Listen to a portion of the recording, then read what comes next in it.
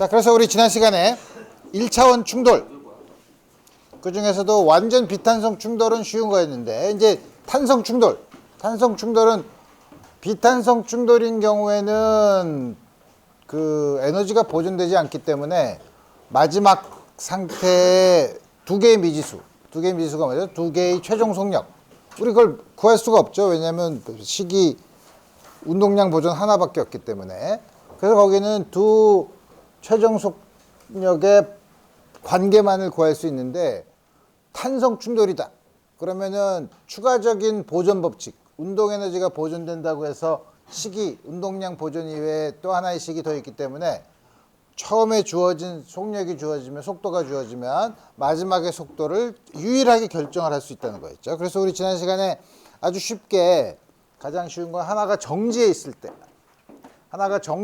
때 다른 게 와서 부딪히면 어떻게 되는가 하는 거를 우리가 봤었죠. 그래서 우리 계산을 했더니 뭐 그리 복잡하지 않아. 그리고서 이제 우리 다음과 같이 요거 좀 이따가 예제를 풀 때 우리 요걸 그냥 쓸 거니까 잘 째려본다고 해서 외워지질 않지. 나는 슬라이드만 바꿔도 넘어갈 금붕어 기억력을 갖고 있어서. 어쨌든 다음과 같이 됐는데, 그건 가장 일반적인 게 아니죠. 요렇게 그러면 하나는 B1, 하나는 B2로 오면 사실 이거는 앞에 있는 하나가 표적이 정지해 있는 거랑 사실 똑같은 문제로 볼 수 있어요. 다만 관측자가 이렇게 움직이는 관측자가 보면 두 개가 움직이는 걸로 보이죠. 근데 그게 이제 사실 근데 요게 이제 가장 일반적인 경우니까, 요때 탄성 충돌을 하면 운동량이 보존된다며 M1, B1 이게 더 있죠. 이게 더 있고, 그렇지만 우리 지난번에 한 것처럼 M1은 M1끼리 요게 여기로 넘어가고, 그럼 M1, B1, M2는 M2끼리, 요것도 V2 I를 먼저 쓰려고 하니까 마이너스 해서 이렇게 쓰죠. 그 다음에 운동 에너지가 보존된대. 처음 거, 나중 거. 여기서도 다 2를 곱하고 B1을 1에 해당되는 걸 이쪽으로 넘기면 M1으로 묶으면 B1I 제곱 마이너스 B1F 제곱이니까 이렇게 인수분해를 하면 훨씬 더 예쁘다. 그 다음에 요것도 뒤로 가면 V2I를 먼저 쓰고 싶으니까 마이너스를 앞으로 끄집어내면 마이너스를 끄집어내고 B2I 제곱 마이너스 BF 제곱인데, 역시 이렇게 쓰면 역시 여기서도 이 식으로 나눠주면 이 사이의 관계를 우리 간단하게 구할 수 있죠. 어떻게 구할 수 있냐? 해보면 되지. 해보면 어떻게 되나? 나눠야 되는데, 나누면 왼쪽에 B1I,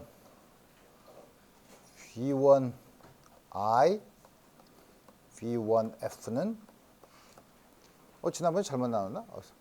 나누면 B2I 플러스 B2F 이렇게 쓸 수도 있고, 이제 요게 이제 한 가지씩이죠. 근데 요거를 이제 우리 다시 한번 그럼 I로 바꿔서 쓰면, I를 모아서 쓰면 어떻게 되지? 아이씨, B2 아니잖아. 이렇게 못 쓰지? F를 쓰지만 B1F 마이너스 B2F. 다음과 같은 관계가 있죠. 그래서 이 관계는 그러네 라고 생각하면 그렇지만, 우리가 이제 물리적으로 보면 V1I 빼기 V2I가 뭐죠? V2 입자 2에 대한 상대 속도죠. V2로 빼니까, 그죠? V2에 대한 상대 속도고, 요거는 역시 V2의 충돌 후에 V2에 대한 상대 속도의 부호를 반대로 붙이는 거죠.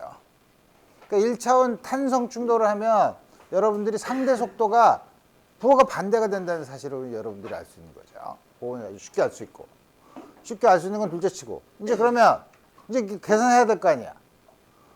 B1F를 구하고 싶으면 여기 요 식에서 B2F가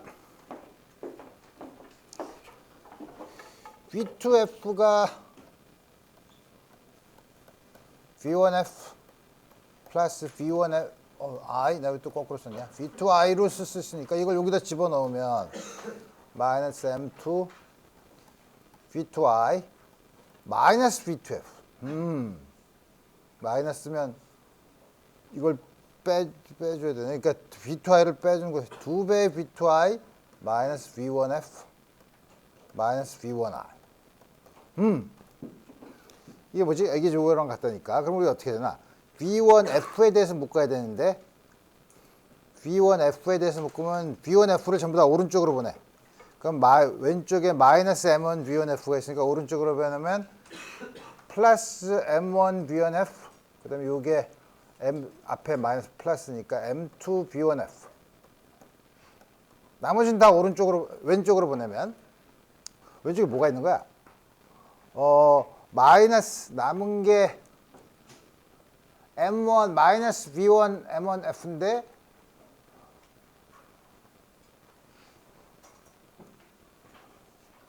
이걸 넘기면 이거 뭐 그냥 넘겨 마이너스 다 넘기면 M1 V1I 플러스 2배 M2 V2I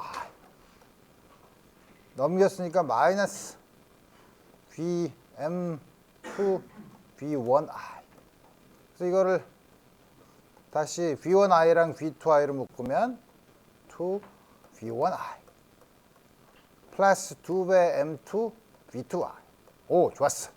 그래서 여기서 하는 게 더 좋네. 요거를 M1 플러스 M2로 나누면 M1 플러스 M2로 나누면 첫 번째 식이 되죠. M1 마이너스 M2 V1I M1 플러스 M2로 나누는 거. 두 번째는 2배 M2 다음과 같이 구할 수 있고 이거를 똑같이 해야 되지만 여러분들이 이거는 이제 계산할 수 있죠라고 하면 계산을 안 하지. 내가 해야지. 그래서 그럼 여기다가 집어넣으면 되잖아. 여기다 집어넣으면 되지 뭐. V1F가 얼마라고? V1I에 해당되는 거는 여기에다가 얼마를 더하는 거야? V1I 1을 더 더하면 되죠. V1I를 묶으면 1이면 M1 플러스 M2로 통분을 하면 M1 플러스 M2가 분자에 있으니까 M2는 상쇄가 되고 2M1 밑에 있잖아.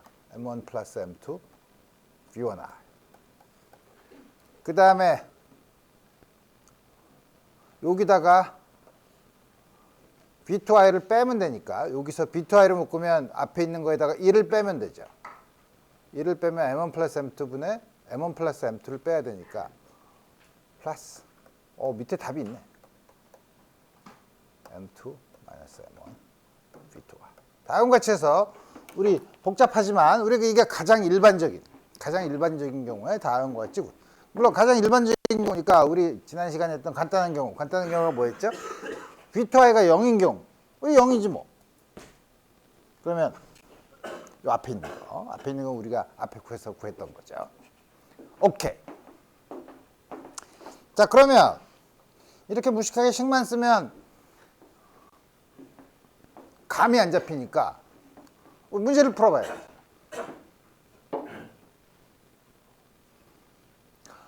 여기 두 개의 진자가 있는데 1, 2, 1이 M1이야.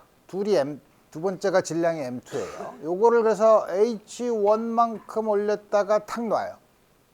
그럼 어떤 일이 벌어질까? 땅 부딪히고 이게 튀어 올라가고 가죠. 물어보는 게 굉장히 여러 가지가 있을 수 있죠.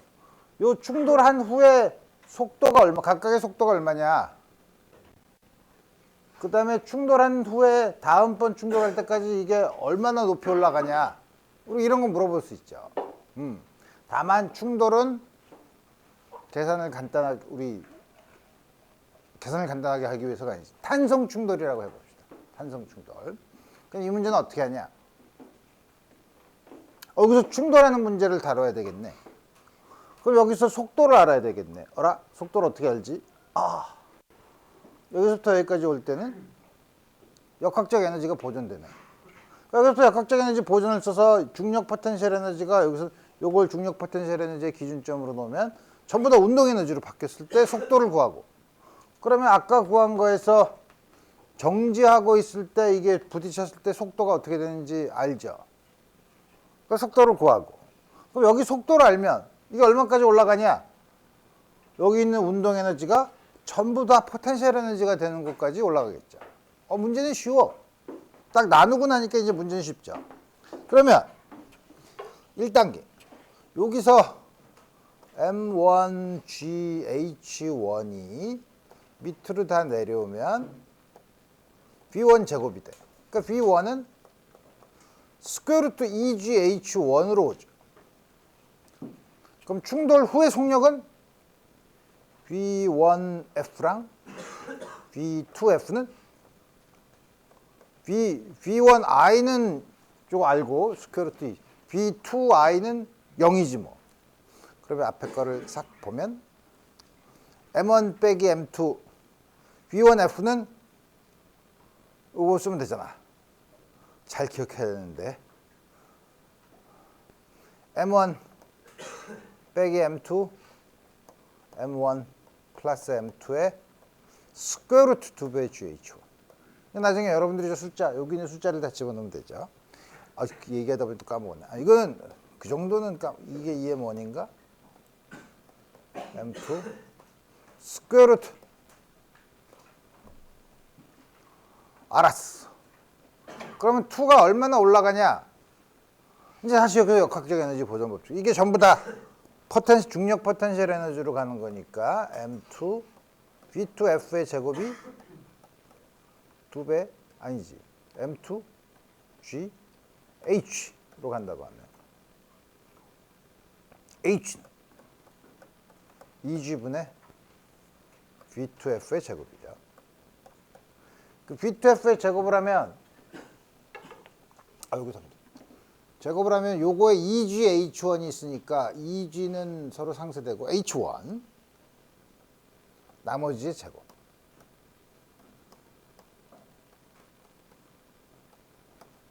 이렇게 돼서 가볍게 문제를 풀 수 있죠. 근데 문제를 이제 좀 더 여러분들한테 재밌게 내려면 한 번 충돌한 다음엔 어디서 부딪히냐? 뭔지 이런 거 물어볼 수 있죠. 질량이 같으면 쉽지만, 질량이 같으면 계속 똑같은 데서 만나겠지만 질량이 다르면 어떻게 될까 하는 거는 굉장히 재밌는 문제이긴 하죠. 불쾌하죠, 그렇지만. 답이 있잖아. 어쨌든. 자, 그럼 이제 2차원을 봅시다. 2차원 충돌은 이제 보면 간단하게 하기 위해서 M2가 정지하고 있다고 치면 M1이 와서 정면 충돌을 하지 않고 이렇게 가서 하나는 일로 가. 하나 일로 가요. 그러면 처음 온 거의 진행 방향에 대해서 들어온 거는 각도가 세타1, X축에 대해서. 요건 세타2라고 해봅시다. 자, 그러면 미지수가 V1F, V2F 두 개 있잖아요. V1F, V2F 두 개 있는데 이제는 V1F, V2F가 벡터죠. 그러니까 성분이 두 개씩 있죠. 그러니까 네 개의 미지수가 있어요. 네 개의 미지수가 있는데 네 개의 미지수는 요거의 XY 성분, 요거의 XY 성분으로도 할 수 있고, 우리 또 극좌표로 바꾸면 요거의 크기에다가 세타2, 요거의 크기에다 세타1, 이렇게 해서도 이제 구할 수 있죠. 어쨌든 네 개죠. 어떤 좌표계를 택하든 나오는 미지수는 네 개예요. 그러면 이게 탄성이든 비탄성 충돌이든 운동량은 보존이 되니까 운동량 보존도 벡터식이죠. 그러니까 충돌 전의 운동량과 충돌 후의 운동량이 같다고 놓으면 벡터식이니까 X성분, Y성분 두 개가 있죠. 그럼 나오는 모르는 미지수 네 개 중에 두 개를 알면 두 개가 남죠. 그래서 우리 유일하게 못 풀어요. 2차원 문제는. 일반적인 비탄성 충돌일 때는 운동에너지 보존을 못 쓸 때는 미지수가 두 개예요. 이럴 때는 어떻게 하냐면 대개 두 개를 주고서 나머지 두 개를 풀라 그래요. 탄성 충돌인 경우에는 여기에다가 운동에너지 보존이 하나 더 들어오죠. 식이 세 개 있으니까 그래도 역시 미지수 4개, 식이 3개니까 유일하게 풀지 못해요. 그죠? 이것도 문제예요. 다만 완전 비탄성 충돌인 경우에는, 완전 비탄성 충돌은 어떻게 돼요? 딱 붙어서 가니까 마지막 상태에 미지수가 2개죠. 2개인데 그거는 운동량 보존으로만 충분히 다 풀 수 있죠. 그래서 우리 요 2차원 충돌에서는 이렇게 미지수가 이렇게 있는데 극좌표계로 썼을 때 그때가 비탄성 충돌이냐 탄성 충돌이냐 완전 비탄성 충돌이냐에 따라서 우리가 문제가 주어지는 방법이 달라지죠. 이 경우는 나가는 물체의 속도를 구해라. 그럼 다 구할 수 있죠. 이 경우는 틀림없이 추가적인 조건을 하나 더 줘야 되죠. 예를 들면 데타 1이 얼마면 데타 2가 얼마냐. 요거는 2개를 더 줘야 된다는 거죠. 그럼 3차원이면 3차원 충돌. 3차원은 더 복잡해질 것 같은데요. 이게 3개면 이게 3개씩이면 6개인데 그러면 운동량 보존이 3개고 이렇게 복잡하게 따지지 않고 이때는 여러분들이 약간의 생각을 해보면 모든 3차원 충돌은 2차원 충돌로 바꿀 수 있어요. 왜 그러냐?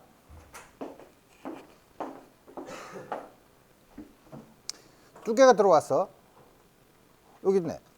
2개가 이렇게 일반적으로 2개가 들어와서 이렇게 나간다고 칩시다.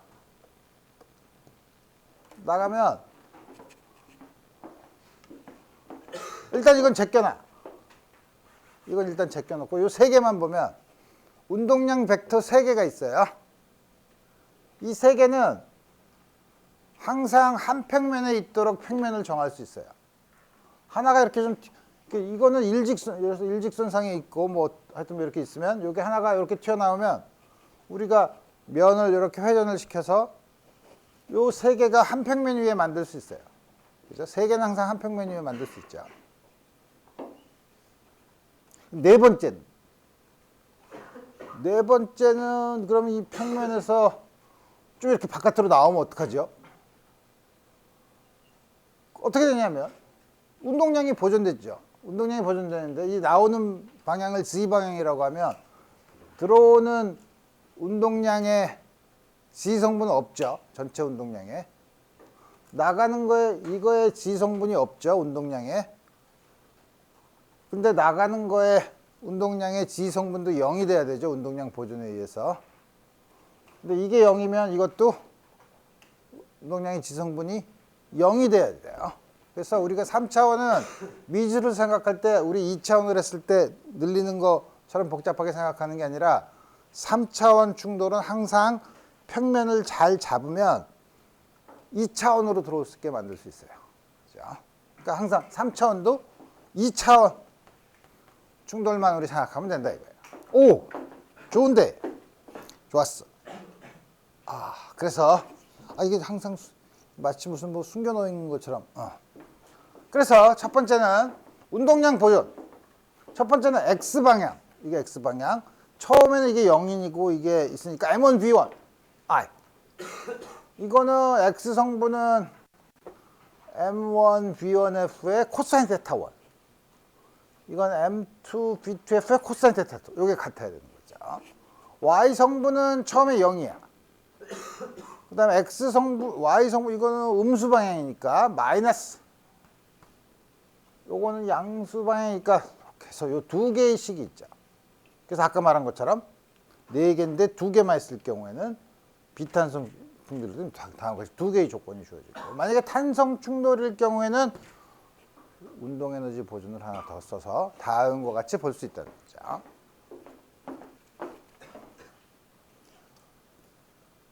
그러면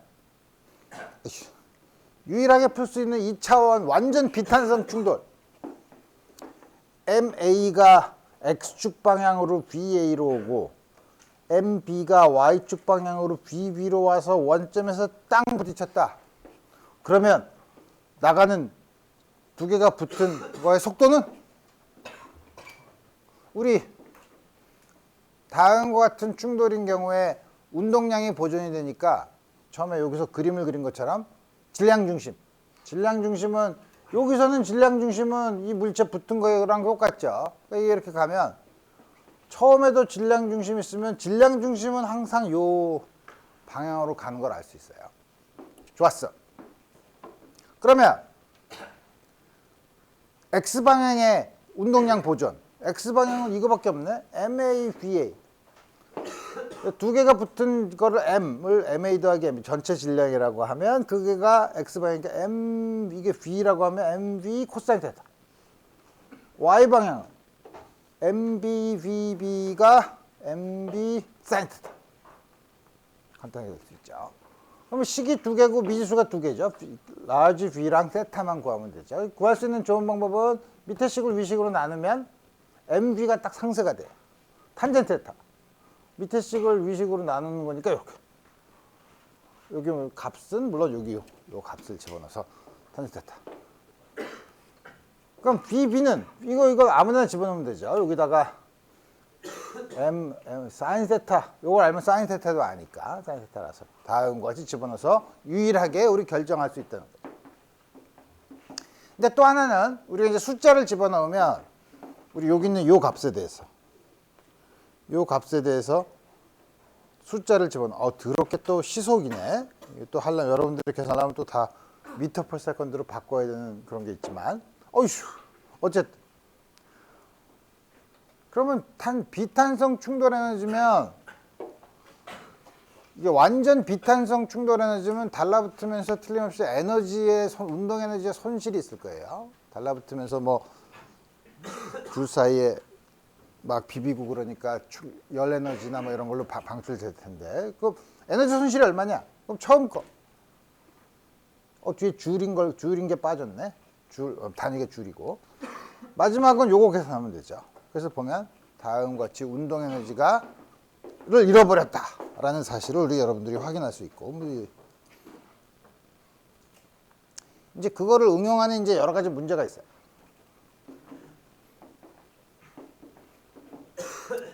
M2가 벽에서부터 D만큼 떨어진 곳에 정지해 있고 여기 용수철이 있어요.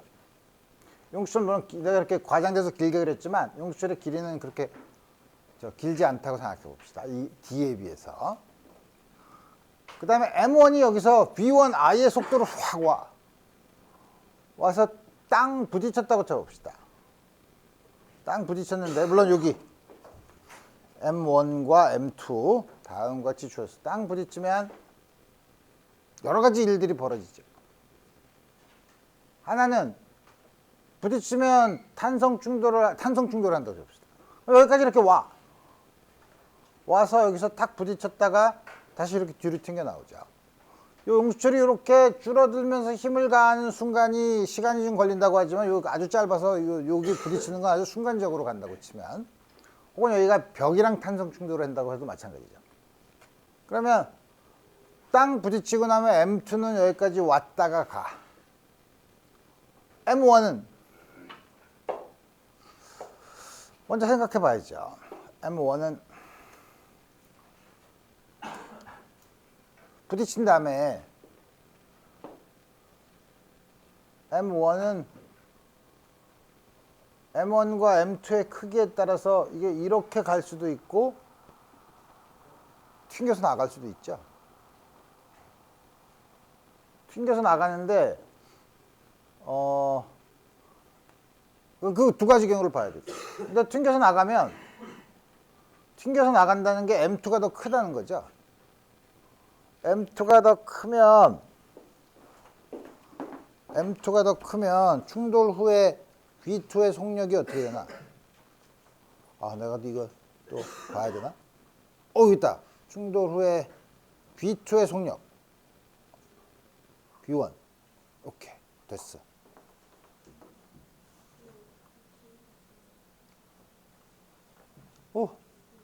충돌 후에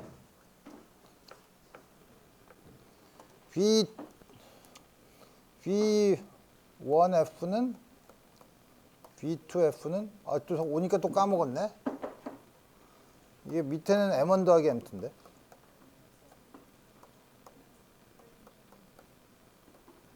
이게 뭐였지 아까? 이게 EME1이었나? 특별한 경우를 보면 되지. M1이 M2가 무지 크면 아이씨 왜 헷갈리지? 아 다시 봐. 이렇게 해서 내가 항상 내 머리가 붕어 머리라는 게 M1-M2 알았어. V1이 M1-M2야.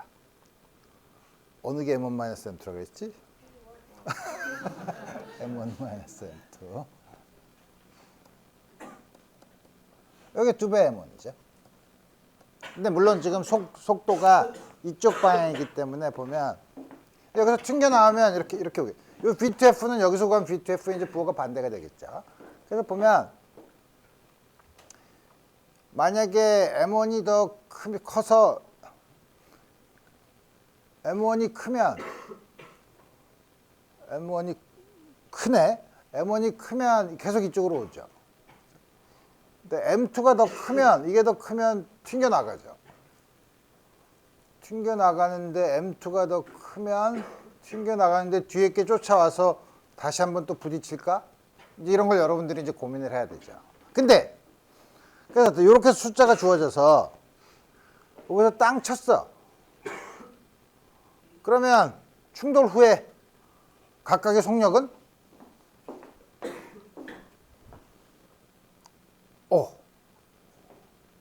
다음과 같이 주어지죠. V1이 마이너스 75cm/s니까 충돌하고 느려지지만 이렇게 오고 V2F는 확 가죠. 갔다가 와서 튕겼다가 다시 와. 그럼 하나는 이렇게 오고 하나는 이렇게 튕겼다가 오면 두 번째 여기서 부딪히죠. 그죠? 그래서 두 번째 부딪히는 요곳의 거리가 얼마냐? 여기서부터 벽의 거리가 얼마냐? 하는 문제예요. 그냥 일반적으로 이런 거 안 주고 M1이 여기 이렇게 와서 부딪혔다. 두 번째 부딪힐 때 여기까지 거리는? 그러면 이게 튕긴 다음에 이쪽으로 가는 경우, 이쪽으로 가는 경우를 나눠서 생각하는 좀 복잡한 문제가 되죠. 그 복잡한 문제 재밌는지만 뭐 우리 여기서 강의는 항상 쉬운 것만 하니까. 그래서 여기로 갔다가 튕겨오면은 요거의 반대 속도로 이렇게 오죠. 그래서 이거 어떻게 하냐? 여기서 충돌을 딱 한 순간부터 요게 여기까지 이렇게 오는 동안 M2는 이만큼 왔다 가야 되지 않겠어요? 그죠? 그러니까 V2가 더 크지, 크기가. 그러니까 당연히 그럴 수 있죠. 그러면 여기서 와서 이렇게 여기서 만나려면 그럼 뭐가 같은 거야? 여기서부터 여기까지 오는데 걸리는 시간이 같으면 되죠. 거리는 이게 이 D 더하기 X야. 요건 D 마이너스 X로 갔어. 그래서 걸린 시간은 입자 1은 V1F로 요만큼 D1 마이너스 X. 입자 2는 여기서부터 V2F로 D 더하기 X. D 더하기 X를 붙여. 요 식을 풀면 되죠. 요 식은 X에 대한 V1F, V2F는 우리 다 아니까 X에 대한 1차 방정식이니까 여러분들이 쉽게 문제를 풀 수 있죠. 좋았어. 그러니까 그 안에서 뭐가 가장 중요하냐 하는 걸 보는 거죠. 자, 그래서 이번에는 질량이 다른 것만 했는데 우리 질량이 같으면 어떤가? 질량이 같은데 복잡한 게 정지해 있고 여기다가 이렇게 들어와요. 그러면 충돌한 다음에 이제는 원이 1로 튕겨나가네. M1VF. X축에 대해서 세타 방향, 들어온 방향에 대해서 세타. 다른 거는 M2V, Phi로. 이렇게 간다고 칩시다. 탄성 충돌이라고 합니다. 탄성 충돌하면 운동량 보존 법칙. 이제 벡터로 써. MV1I, MV1F. 탄성 충돌이니까 처음 운동 에너지가 같아요. 근데 이제 양쪽이 M이 다 두 개가 질량이 같으니까 아주 재미있죠. 뭐가 재밌냐면 V1I는 V1F 더하기 V2F야. 속도의 벡터를 그려보면 두 개의 속도를 더한 게 처음 속도랑 같아야 되면 V1F 더하기 V2F가 V1I랑 같아야 되니까 이게 삼각형을, 요 세 개가 세 벡터가 삼각형을 이루죠. 당연히 그렇죠. 요 관계가 있으면 당연히 세 벡터가 삼각형을 이룬다 이거예요. 근데 밑에 있는 식을 보면 앞에 2분의 m을 다 빼봐. 다 빼보면 V1I의 제곱은 V1F의 제곱 더하기 V2F의 제곱. V1I의 제곱은 이거 제곱 더하기 이거 제곱이래. 그럼 뭐죠? 직각삼각형이죠. 요게 직각이에요. 요게 직각이라는 건 뭐예요? 요 각도가 직각이라는 거죠. 그래서 질량이 같을 때 탄성 충돌하면 각도가 이게 나가는 각도가 변할 수는 있지만 이게 이쪽으로 튕겨나가면 반드시 다른 거는 그거의 수직으로 튕겨나가죠. 우리 그 사실을 알 수 있어요. 질량이 같을 경우에는 그래서 이렇게 재미있는 결과를 볼 수 있다 이거예요. 자, 그래서 여러분들이 지금까지는 뉴턴의 법칙 F는 ma 라고 했을 때는 질량이 그 충돌 전과 충돌 후 과정에서 변하지 않는 경우는 F는 ma로 쓰면 된다. 그럼 질량이 변하면 어떡하냐? 변하면 운동량의 시간에 대한 변화로 써야 된다는 거죠. 그래서 우리 항상 질량이 같으면 그랬는데 질량이 달라지는 경우를 한번 우리 살펴보자 이거예요. 그 중에서 제일 전형적인 경우가 로켓이 이렇게 가는데 M자리가 B로 가. 그래서 우리가 관심 있는 시스템은 이 전체, 로켓 안에 연료도 있죠. 연료까지 포함된 이 전체를 우리 시스템으로 생각해 봅시다. 그러면은 전체 시스템에 외부 힘이 작용하지 않으니까 요거에는 운동량이 항상 보존돼야 된다는 사실을 알고 있죠. 그래서 이거 어떻게 하나? 시간이 조금 지난 다음에 시간이 dt라는 양만큼 지나면 요게 연료를 내고 요게 조금 질량이 줄어들고 속도가 약간 변하겠죠. 그래서 요 앞에 있는 로켓에 연료를 뒤에 보낸 분출된 연료를 dm 요거를 v 플러스 dv 질량의 변화 m 플러스 dm 연료를 방출하면 질량이 줄어들지 않나요? 그렇지, 질량이 줄어들지. 그렇지만 우리가 여기서부터 이렇게 변한다고 했을 때는 항상 요거를 플러스 dm이라고 이렇게 써요. 다만 dm이 양수야? 그렇지는 않죠. 어떤 때는 양수일 수도 있고 어떤 때는 음수일 수도 있죠. 그렇지만 이 경우는 dm이 음수인 경우죠. 그렇죠? 음수인 경우 뒤로 나오는 건 마이너스 dm이야. dm이 음수면 뒤로 나온 연료가 분출한 게 요게 양수 양이죠. 그 다음에 우리가 뒤로 나오는 게 바깥에서 관성계에 있는 사람이 봤을 때 요게 연료가 분출돼도 이게 워낙 빨리 가고 있으니까 연료 분출 속도 U 다음과 같이 주어진다고 씁시다. 이거 부호가 영 헷갈리는데요. 이렇게 M 플러스 D 지금은 DM이 음수인 경우를 봤죠. DM이 양수인 경우도 있나요? 있죠. 언제? 여러분들이 빗속을 뚫고 지나갈 때 비가 내리는데 쭉 지나가면 여러분들이 비를 맞으면서 질량이 늘어나죠. 그죠? 그럴 경우도 생각할 수 있죠. 그래서 우리 그냥 일반적으로 M이 시간 지난 다음에 M 플러스 DM으로 늘었다. 근데 연료가 방출될 때는 DM이 음수라고 하면 되지 뭐. 그죠? 지금 조금 아까 내가 얘기한 것처럼 안개 속을 지나갈 때 혹은 로켓으로 얘기해서 로켓이 있으면 로켓 앞에 먼지로 된 성운이 있는데 그 안을 뚫고 지나가는데 그 안에 먼지들이 자꾸 가면서 달라붙을 때 뭐 이런 거 생각할 수 있죠. 오케이. 자, 그래서 이제 이렇게 요 부호는 걱정하지 말고 그 다음에 로켓과 분출된 연료의 상대 속도 V 렐러티브 상대 속도로 본다 이거야. 왜 이걸 보냐? 우리가 로켓에서 나오는 연료의 분출 속도가 얼마냐? 우리 지난 시간에 얘기했던 총을 쐈을 때 총알의 속도가 얼마냐? 항상 발사된 총에 대한 속도죠. 여기서도 연료가 분출될 때 연료 분출 속도가 얼마냐? 로켓에 대한 속도죠. 그래서 요거 U는 바깥에 있는 관측자가 본 속도예요.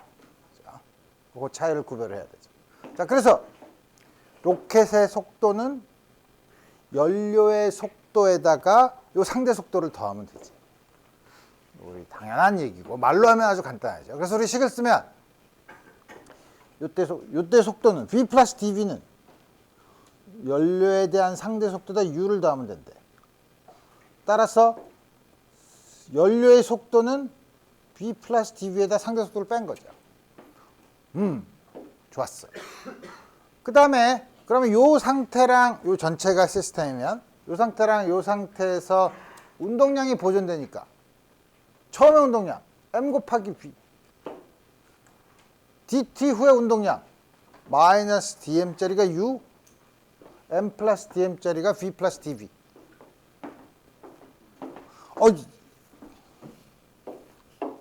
너무 복잡한데요. 이걸 전개를 하면 어떻게 되나요? 그럼 이거 전개봐. mv mdv dmv dmdv 다음 같이 쓸 수 있죠. 근데 우리 dt가 아주 작으면 dv가 아주 작죠. dm도 아주 작죠. 1차로 작아. 맨 마지막에 dm, dv 곱한 건 작고 작은 거죠. 그래서 우리 이럴 때는 작고 작은 건 무시해. 이거 이렇게 무시해요. 이건 무시해도 돼. 무시할 수 없을 정도로 크면 어떡한가요? dt를 더 작게 만들면 되죠. 우리 다음 같이 써. 그럼 양쪽에 mv가 있네. 그러면 이거를 보면 결국 남은 거는 마이너스 dmu dmu 플러스 mdv 플러스 vdm 이게 0이죠. 다음 것이 됐고 식이 더 이랬나? 그래서 좀 더 간단히 쓸까?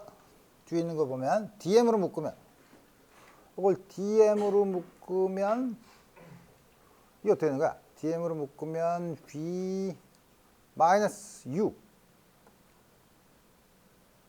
플러스 mdv는 0. 근데 가만히 있어봐. 여기서 요 식에서 보면 v 마이너스 u는 v 상대 속도 빼기 dv죠. 그걸 여기다 집어넣어. 그러고 나서 보니까 이거는 dm v relative 마이너스 dv를 쓰려고 했더니 또 dm이랑 dv를 또 곱하는 거니까 역시 이걸 또 무시할 수 있고 플러스 mdv가 0이라 이거예요. 그래서 우리 다음과 같은 아주 간단한 식 됐죠. 그래서 저 부호를 바꿔서 하나를 옮겨서 다음과 같이 쓸 수 있고 양변을 dt로 나누면 다음과 같이 쓸 수 있죠. 이 식이 별로 도움이 되지 않아 보이는데요. 도움이 되어 보이지.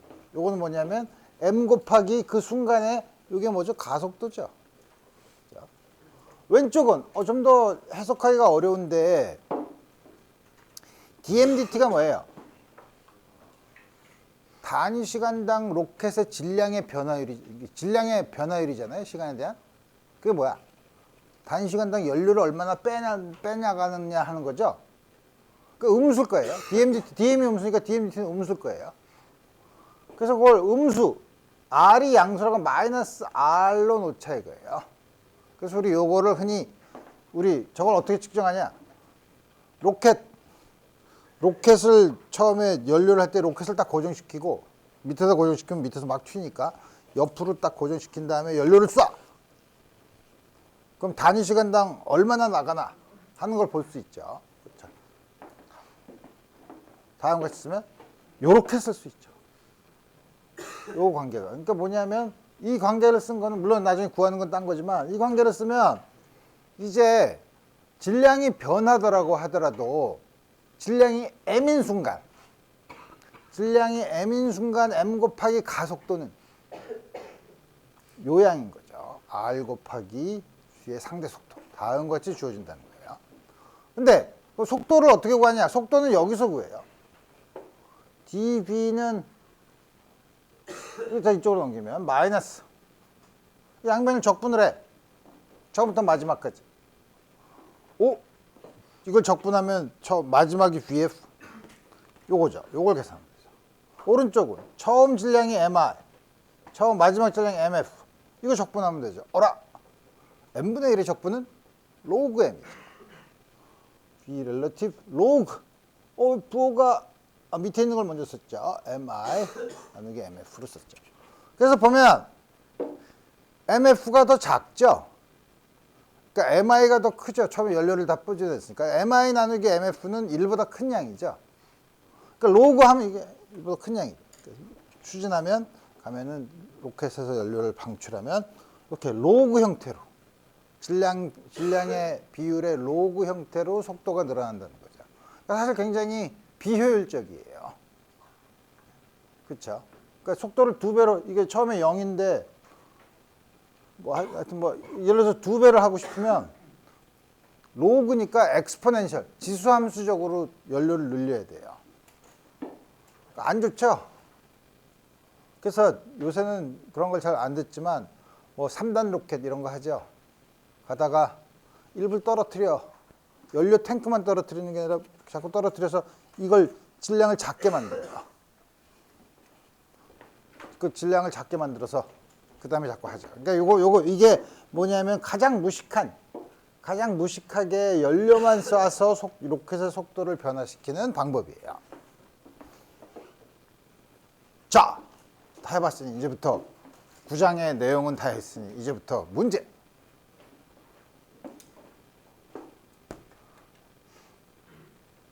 폭탄을 발사했네. 이거 많이 본 포물선.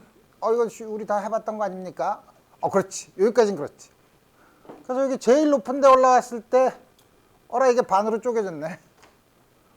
반으로 쪼개지고 반은 여기서 그대로 자연낙하하고 반은 간다 이거.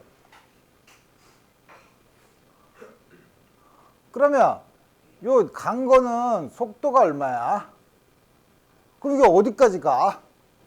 이런 게 궁금하죠. 그래서 우리 그런 걸 이제 물어보겠다 이거야. 이거 어떡하지? 어떡하긴 차근차근 풀어보면 되죠. 자, 그러면 풀어보기 전에 그럼 다음과 같은 경우에 어떻게 문제를 풀 것인가? 요거는 쉬워. 요거는 우리가 앞에서 많이 봤다. 갈라지면 충돌이랑 같은 거죠. 근데 충돌을 할 때는 외부 힘이 가해지지 않으면 외부 힘이 있는데요? 그렇죠. 외부 힘이 이렇게 있죠. 그렇지만 이쪽 방향으로는 외부 힘이 없죠. 그러니까 충돌하는 경우에 X 성분의 운동량은 보존이 된다는 사실을 알아요. 그럼 처음에 운동량에서 요게 속도를 알 수 있게 되죠. 속도를 알면 그 다음부터는 모든 걸 그 다음부터는 다시 포물선 운동으로 볼 수 있다 이거예요. 그죠? 자, 그래서 이게 이제 기본적인 아이디어고 이제 보면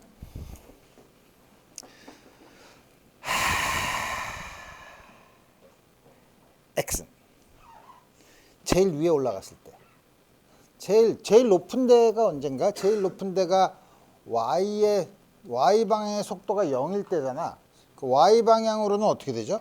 Y 방향으로 VY는 V0 코사인 테타 제로 마이너스 GT가 0이 되는 순간이네.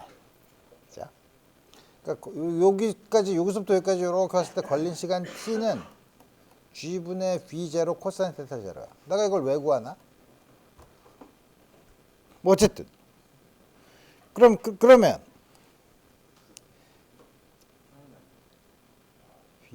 사인 생유 사인 됐어.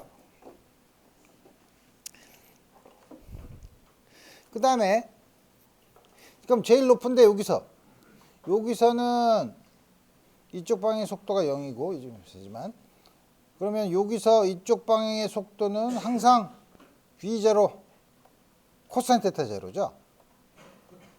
그러면 처음에가 m이고 두 번째가 반씩 나눠줬다고 하면 운동량 보존. 처음에는 m V0 코사인 테타 제로. 두 번째 건 2분의 m이 v. 밑으로 내려가는 거는 속도 x 성분이 없으니까. 그 여기 가는 요 v는 얼마가 되냐? 2배가 되죠. 갑자기 2배가 된다 이거예요.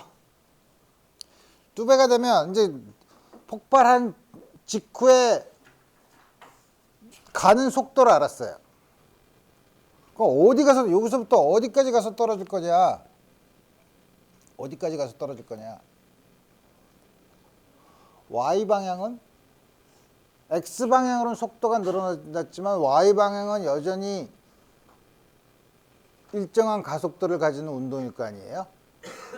그러니까 다시 말하면 여기서부터 여기까지 이렇게 올라온 시간이랑 여기서부터 여기까지 이렇게 내려온 시간은 똑같죠.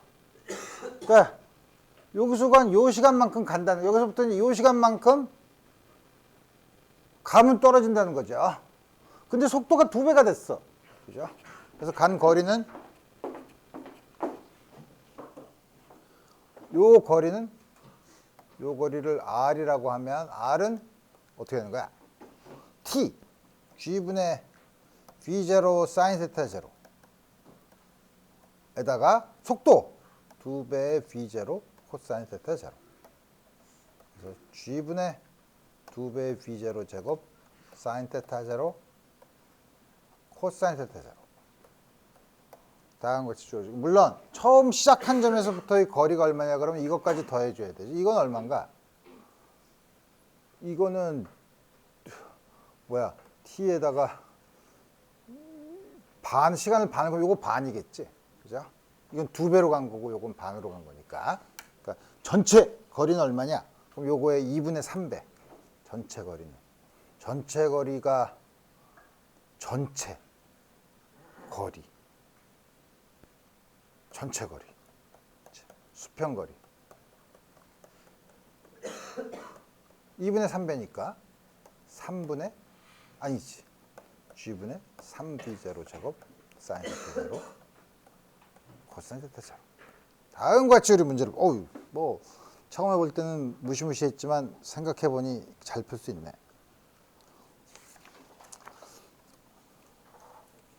두 번째 문제는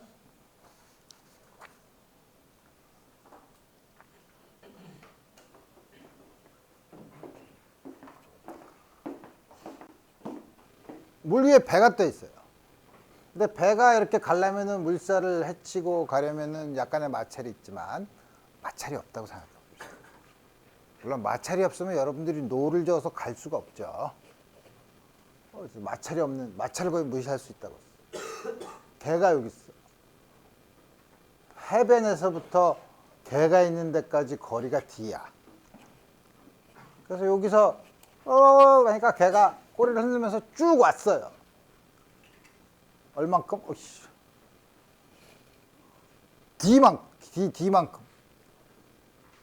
변이 도구의 DD 이렇게 왔어요. 그러면 이 주인이 봤을 때는 얼마나 왔을까? 무슨 D만큼 왔겠지. 가 아니고. 여기 있는 요 개는, 배와 개가 있는 요 시스템을 보면 이쪽 방향으로 작용하는 힘이 없죠. 따라서 요 배와 개의 질량 중심은 처음에 여기 있으면 질량 중심은 그대로 있어야 돼요. 근데 개가 일로 와. 그럼 배가 가만히 있으면 질량 중심이 이쪽으로 움직일 거 아니에요? 그 배가 이렇게 오면 이게 뒤로 가야 돼. 뒤로 가야 되죠. 그래서 실제로 여기서 본 개가 다가온 거리는 개가 실제로 배 위에서 온 거에다가 배가 뒤로 밀려난 거, 요거를 고려를 해줘야 된다 이거예요. 더러운 문제다. 그래서 원래는 그러면 처음에 여기가 CM이라고 하면 M 보트의 X 보트 더하기 M 도그의 X 도그, 이거 하면은 요거를 원점으로 잡으면 0인데 이렇게 되면 부호가 반대죠. 그러니까 헷갈리니까 우리 크게만 보면 델타를 봐야지. 이게 아니라 이게 이게 전체 MB 더하기 M 도그의 XCM이 돼야지 사실. 다음 같이 돼야 되죠. 이게 사실 질량 중심의 정의죠. 근데 우리 이 CM을 요걸 0으로 잡으면, 요 점을 0으로 잡으면 요게 두 개가 부호가 반대겠죠. 부호가 반대면 헷갈리니까 절대값으로 써. 움직인 것도 그렇지. 움직인 것도 마찬가지죠. 절대값으로 쓰면 델타 X 도구가 움직인 거는 아니지. 보트가 움직인 거리를 봐야 될 거 아니야? 보트가 움직인 거리는 개의 질량을 요걸 쓰면 되니까 MB. 원래는 이게 부호까지 생각해야 되지만 부호를 생각하면 귀찮으니까. 다음과 같은 차이가 있어야 된다 이거예요. 근데 뭐지? 내가 한 가지를 빼먹었네. 걔가 여기서부터 이렇게 왔을 때, D만큼 왔을 때. 자, 그러면 걔가 D만큼 왔다는 게 무슨 말인가? 배에대해서 D만큼 움직였다고 하면 B와 D를 더한 게 그렇게 되니까 우리 더한 걸로 생각하면 어려우니까 요게 D를 합한 게 D를 가야지 되지 않겠어요? 그죠? 둘이 합한 게 D니까 우리 요 XD는 바깥에서 본 거예요. 지금 우리가 요 사람이 봤을 때 요 XB와 XD죠. 근데 실제로 걔가 D만큼, 스몰 D만큼 움직였다고 하면 당연히 이 두 개를 더한 거, 이만큼 온 거고. 이거를 다시 쓰면 XD로 쓰면 1 플러스 MD 나누기 MB야. 그래서 델타 XD는 실제로는 얼만큼 왔냐? 배에서는 D만큼 왔지만 실제 밖에서 본 관측자를 보면 다음과 같이 오는 거죠. 그래서 이게 그럴듯한가? 배가 무지 무거우면 이거 거의 안 움직이겠죠?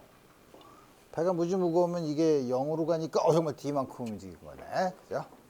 배가 점점 가벼워지면 다음과 같이.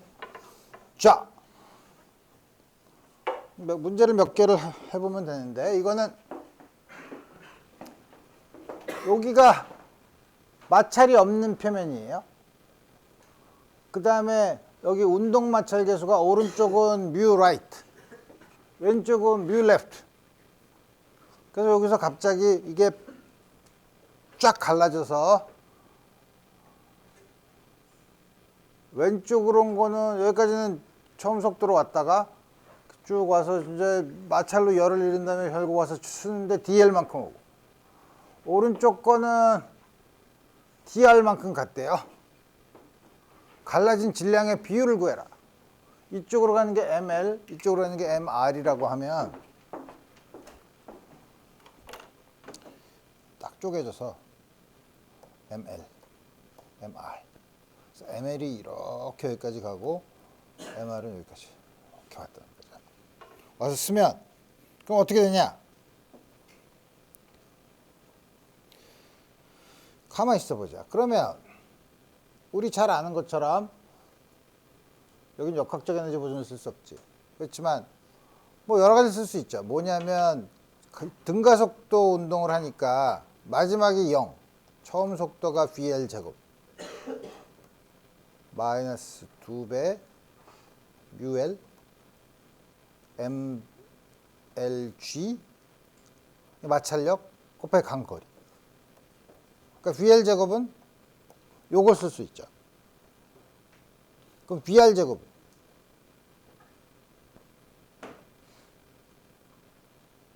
VR 제곱 이거 두 개 쓰면 2가 없어지고 뮤 L ML DL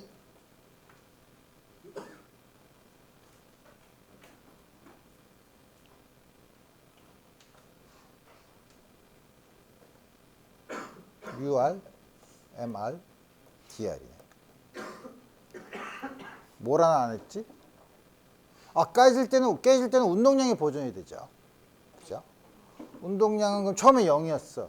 그럼 마지막에는 크기만 보면 mlVL이 mrVR이죠. 그러니까 이게 어떻게 되는 거야? VL 나누기 VR은 MR 나누기 ML. 그러니까 이게 MR 제곱 나누기 ML 제곱이죠. 양변에서 MR분의 ML을 하나씩 없애면 ML분의 MR은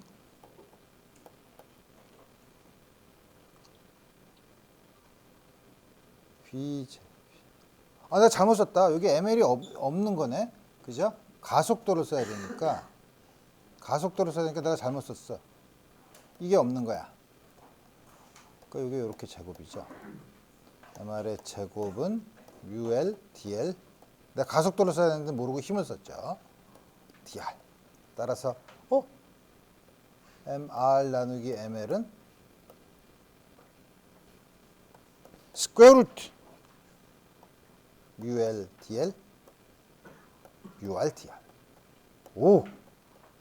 이거는 순전히 아주 처음에 쪼개져서 왼쪽으로는 DL만큼 가고 오른쪽으로는 DR만큼 갔는데 무슨 비율로 쪼개졌냐? 라고 물어보면 처음에는 굉장히 황당하죠. 그렇지만 그 처음에 우리가 등가 속도, 마찰이 있을 때 움직인 거리와 속도 사이의 관계, 그 다음에 운동량 보존을 쓰면 두 개의 문제를 결합해서 우리 다음과 같은 문제를 푼다 이거예요. 가만히 있어봐. 이게 문제가 여러 개가 있는데 이걸 다 풀어야 되나? 하나만 풀자. 제일 재밌는 거. 이렇게 올라갔지. 이게 질량이 라지 M이에요. 밑에 바닥에 마찰이 없어요. 총알이 처음에 질량 M인 총알이 V라는 속도로 쑥 들어와서 첫 번째 건 쑥 뚫고 지나갔어. 뚫고 지나가는 시간이 굉장히 빨라서 여기서는 그리고 두 번째 총알에 가서 딱 박혔어요. 두 번째 나무 토막에 가서 딱 박혔어요. 두 벽돌의 속도는 이걸 어떻게 풀지? 어떻게 푸냐면 좋아. 어쨌든 운동량은 보존되죠. 그러면 처음에 여기서 총알이 나온 속도를 뭐라고 할까? 여기서 딱 뚫고 나온 총알의 속도를 U라고 합시다. 총알의 속도를 하고 여긴 박혔으니까. 그럼 U라고 하면 여기서는 뒤에서부터 봐. M1짜리가 U로 가서 M1이 아니라 M이지. M 더하기 M이 V2로 가는 거 아니에요? 운동량을 보면. 근데 이거 완전 비탄성 충돌이긴 하지만 이게 운동량이 보존이 되니까 이렇게 돼야 되죠. 그러니까 V2는 M1이래. M 나누기 M 플러스 M을 U. U는 내가 도입한 양인데 이걸 어쩌지? 그냥 이렇게 보면 되죠. 여기서는 그러면 M짜리가 V로 들어와서 M짜리가 U로 나오고 이렇게 되니까 또 운동량 보존을 쓰면 되죠. MV는 MU 더하기 MV1 다음 것을 쓸 수 있죠.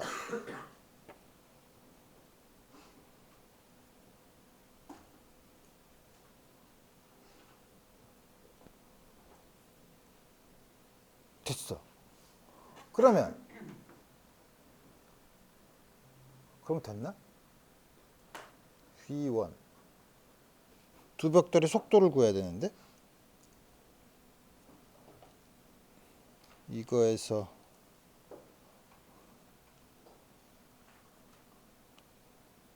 넓게 V로 들어와서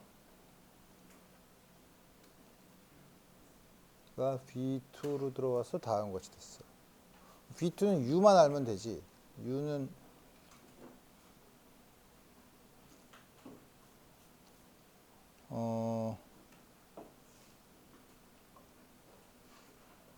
V1과 V2를 알 때, V1과 V2를 알 때, 요 V1과 V2를 알 때 뭐를 구하라는 거야?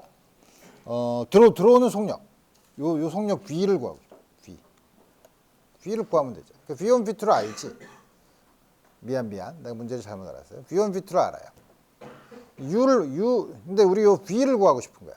V를 구하고 싶은데 V1, V2를 하는데 여기 U를 구하면 돼. U 대신에 이걸 집어넣으면 U는 M분의 M 플러스 M V2니까 집어넣으면 U를 집어넣으면 M 플러스 M V2 M V1이니까 V는 들어온 총알의 속력을 알 수 있네. 들어온 총알의 속력은 M분의 M V1 M분의 M 플러스 M V2 다음과 같이 우리 구할 수 있죠. 내가 문제를 처음에 잘못 이해하고 있어서 내가 이상하게 풀었죠. 자, 이 뒤에 거는 이 문제는 총알이 들어와서 총알이 나올 때 VF라는 속도로 나오면 벽돌이 얼만큼 올라갔다 내려오느냐 뭐 이런 문제인데 여러분들이 다 똑같은 아이디어를 써서 풀 수 있는 거고. 그래서 우리 드디어 14장 유체를 볼 텐데 갑자기 왜 10장을 안 하고 14장을 하냐? 그래서 내가 처음에 강의를 시작할 때 이 강의에 일관성 있는 주제가 뭐냐면 쉬운 거에서 어려운 걸로, 간단한 거에서 복잡한 걸로 갔었죠. 그래서 우리 물체도 질점, 포인트 매스에서 포인트 매스가 1차원, 2차원, 3차원. 그 다음에는 뭐냐면 입자의 개수가 많아지는 경우. 이렇게 해서 우리는 넓혀갔죠. 그래서 입자의 개수가 많아지면 포인트 파티클, 질점인 경우랑 다른 운동이 뭐냐면 우리 아까 본 것, 지난 시간에 본 것처럼 질량 중심이 이동하는 거는 우리 쉽게 볼 수 있는데 질량 중심 근처로 이렇게 회전을 해요. 근데 회전을 하는 거는 좀 복잡하기 때문에 회전을 하면 10장과 11장 그 두 개를 다 봐야 되는데 유체는 그게 아니라 입자의 개수가 많아져서 아주 연속적으로 됐을 때 아직 회전하는 건 아니고 그걸 다루는 거라서 우리 두 개 중에 뭘 할까? 그럼 왜 굳이 14장을 먼저 하고 10장, 11장을 나중에 할까? 왜냐하면 그 사이에 중간고사가 있기 때문이죠. 그래서 중간고사까지 해서 14장까지 해서 중간고사를 보고 그다음 10장, 11장부터는 뒤에 있는 2학기 때 보기 위해서 할 수 없이 내용을 이렇게 나눴어요.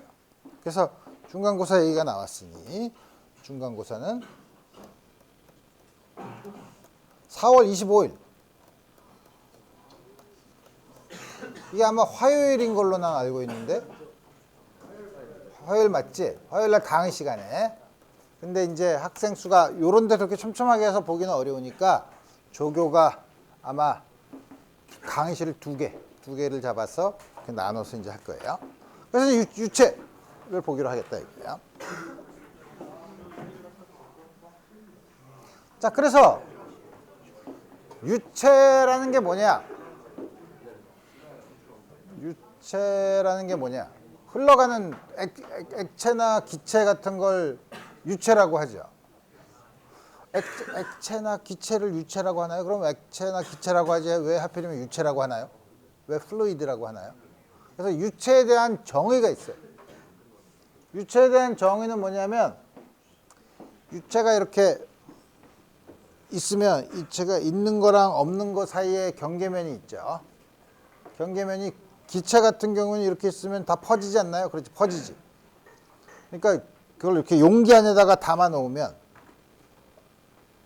그 기체의 경계면이라는 게 뭐냐면 바로 그 그릇 바깥이죠.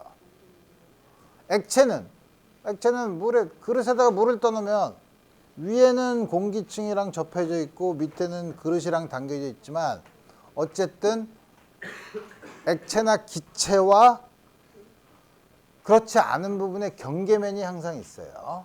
그죠? 경계면이 있는데 유체란 건 뭐냐면 경계면에서 받는 힘. 예를 들면 물그릇에다가 이렇게 물을 담아놨다고 칩시다.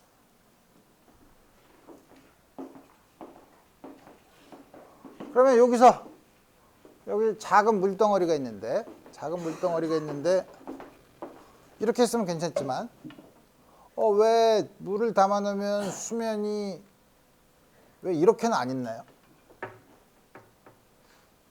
바보같이 그런 걸 물어보고 그래. 가 아니고 왜 안 있냐 하면 이렇게 있으면 어떻게 되나? 중력을 받죠? 중력을 받으면 이쪽 방향의 중력을 나누면 표면에 평행한 힘이랑 표면에 수직한 힘으로 나눌 수 있을 거 아니에요? 근데 액체가 딱딱해서 저 힘을 전부 다 받칠 수 있으면 그대로 있지만 접선 방향의 힘을 받을 수가 없어요. 접선 방향이라는 게 뭐죠? 이쪽으로 눌리는 건 참겠는데 이쪽으로 접선 방향의 힘이 있으면 바로 글로 가요. 그러니까 이 경계면에서 접선 방향의 힘이 있으면 접선 방향의 힘이 어떻게 움직이냐면 접선 방향의 힘을 받아서 이동을 해서 언제까지 이동하냐면 접선 방향의 힘이 없어질 때까지 움직여요. 그래서 수평면이 되는 거예요. 저렇게 돼야지 접선 방향의 힘이 없죠. 그래서 유체는 뭐냐면 그냥 뭐 액체나 기체라고 얘기할 수도 있지만 우리가 어떤 표면에서 경계면에 접선으로 향하는 힘이 없는 힘이 있으면 반드시 바로 움직여서 없게 만드는 방향으로 움직여서 모양을 만드는 걸 우리가 유체라고 한다. 그러면 유체를 다룰 때 이게 입자수가 굉장히 많은 거죠. 입자수가 굉장히 많으면 우리가 요새 21세기에 사는 사람이 3살박이 애한테도 걔는 모르나? 이 세상 모두가 원자나 분자로 이루어졌다고 생각하는데 그럼 물도 그럼 우리가 물 분자가 막 이렇게 다 모여 있는 거 아니에요? 굉장히 많은 숫자가 모여져 있는 거 아니에요? 근데 우리가 물에 확 뛰어들 때 혹은 우리가 막장 드라마에서 많이 보는 컵으로 물을 확 끼얹었을 때 물이 딱 오면 여러분들은 그걸 겪어보지 않았겠지만 이렇게 물이 이렇게 오면 물 분자가 10의 23승계가 막 두두두두 때리는 것 같지 않죠? 그죠? 우리 그렇게 못 느낀다고요? 우리 신경이나 이런 세포나 이런 거는 그거보다 훨씬 크기 때문에 그게 아니라 분자들이 따로따로 떨어져 있는 게 아니라 그게 이렇게 연속된 걸로 생각한다 이거예요. 그래서 우리가 다음과 같은 그러면 유체랑 같이 아주 분자가 많은 물체가 가깝게 모여 있는 거를 기술하는 운동 변수가 뭐냐? 우리 이거부터 처음 생각해야 되죠. 그래서 우리 처음에 생각할 때도 질점이 있으면 그거의 질량, 그거의 위치, 속도, 가속도 이런 걸 본 것처럼 우리가 유체가 있을 때는 그러면 유체를 다룰 수 있는 물리량을 뭘로 봐야 되냐? 이제 이거 생각해 봅시다. 그래서 보면 제일 먼저 밀도. 밀도는 우리 앞에서도 얘기했었죠. 아주 작은 델타 V라는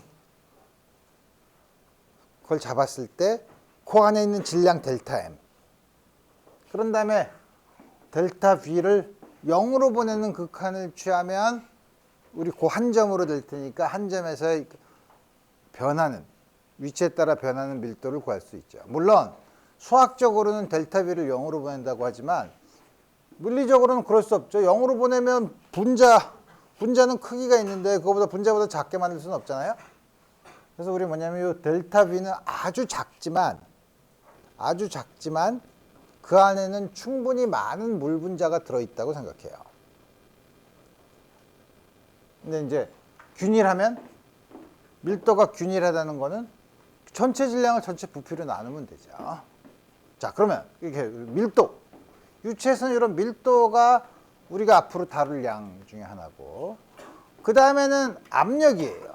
압력인데 여기 이상한 그림을 그렸지만 이렇게 기체가 밀폐된 공간에 있는데 요 안에 압력을 측정하는 거. 요 안에 이렇게 진공으로 놔두고 용수철을 놔두고 여기서 이렇게 보면 무슨 일이 벌어지나? 분자가 막 때릴 거 아니에요? 분자가 막 때리면 물론 제멋대로 움직이니까 항상 저 노리고 때리는 건 아니지만 노리고 때리는 것도 있고 안 그러니까 아주 저 랜덤하게 되겠지만 어쨌든 때리는 분자가 있을 거 아니에요? 때리면 튕겨나가죠. 튕겨나가면 우리가 앞에서 배운 전문가적 용어를 쓰면 충격량을 주죠. 운동량 변화가 생기죠. 그럼 우리가 이렇게 제멋대로 움직이는 거에서 충격량을 단위 시간당 충격량이라는 게 운동량 변화죠. 운동량 변화를 시간으로 나누면 힘이죠. 여기 들어가면 힘을 작용한다 이거예요. 힘을 작용하는데 우리 여기보다는 그보다는 이제 요 단위 면적당 힘이 얼마나 되느냐. 그래서 요 델타 A라는 곳에 작용하는 델타 F. 요걸 우리가 압력으로 정의하는데 원래 요거는 면적이니까 스칼라잖아요. 요거는 힘은 벡터인데 어떡하지? 근데 우리가 지금 관심 있는 건 뭐냐면 요 벽에 수직인 성분만 얘기해요. 옆으로 때리는 거는 우리 상관하지 않고. 그래서 우리 요거 힘 중에 면적의 수직인 방향의 힘만. 그래서 요거는 스칼라인 거죠. 그래서 이상하긴 하지만. 그리고 차원은 우리 요걸 보면 쉽게 알 수 있어요. 힘 뉴턴 퍼 제곱미터. 힘은 질량 곱하기 가속도니까 질량 곱하기 미터 퍼 세컨드 스퀘어인데 미터 제곱으로 나누니까 m l-1 t-2 다 같이 되고. 그래서 우리 요 압력에 대한 단위나 압력을 어떻게 측정하는가 하는 거는 우리 처음에 우리 앞으로 유체에서는 밀도랑 압력을 가지고 우리가 이 유체의 양을 다룰 거고 자세한 거는 다음 시간에 계속하도록 합시다. 오늘 여기까지 하겠어요.